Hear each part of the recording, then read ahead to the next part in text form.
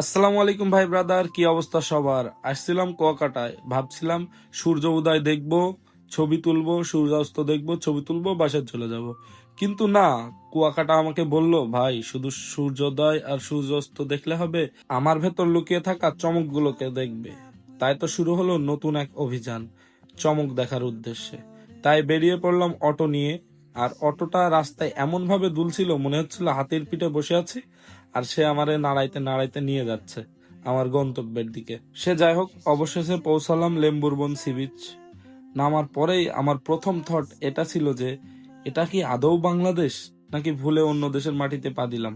সেই নীল সমুদ্র, ওই নীলটা এমন নীল যেন ফটোশপ প্রিমিয়াম ভার্সন ইউজ করে এডিট করে দিছে কেউ। ঢেউ আসছে আর যাচ্ছে, মনে হচ্ছিল সমুদ্র নিজে এসে আমাকে হাই বলছে। এখানে এসে বুঝলাম, যদি কারো জীবনে টেনশন থাকে, এই জায়গায় এনে তাকে ফেলে দেওয়া উচিত। টেনশন নিজেই সিগন্যাল না পেয়ে উধাও হয়ে যাবে, মনটা হয়ে যাবে একদম ফ্রেশ। এখানকার ভাইবটাই অন্যরকম।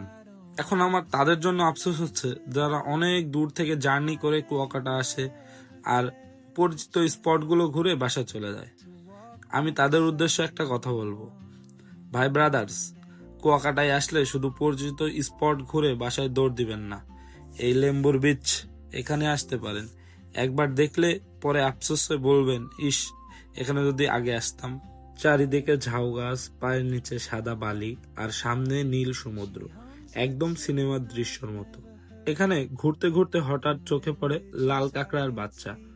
যদিও এই লাল কাঁকড়ার বাচ্চা এই সময় তেমন একটা দেখা যায় না, এগুলা গরমের সময় এমন ভাবে ঝাঁকে ঝাঁকে সারিতে থাকে, তখন এই বীজটার আরেক নাম হয়ে যায় লাল কাঁকড়ার বীজ। আমাদের দুর্ভাগ্য আমরা সেটা দেখতে পারিনি, কেননা আমরা গেছিলাম শীতের সময়। সময়টা যেমনই হোক, স্থানটা অনেক সুন্দর।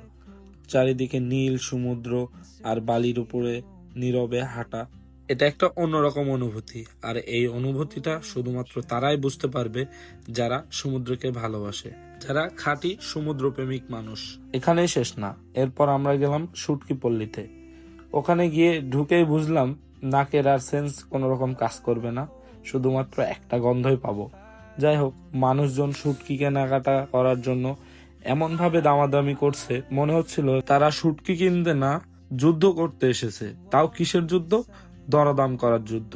আর এই যুদ্ধ যে জিতবে সে পেয়ে যাবে 1 কেজি লট্টা শুটকি। সো ভাই ব্রাদার, আজকের মতো এখানেই শেষ করছি আজকের ব্লগ। আর মনে করে হুদাই পেজটারে ফলো করে দিন। ধন্যবাদ।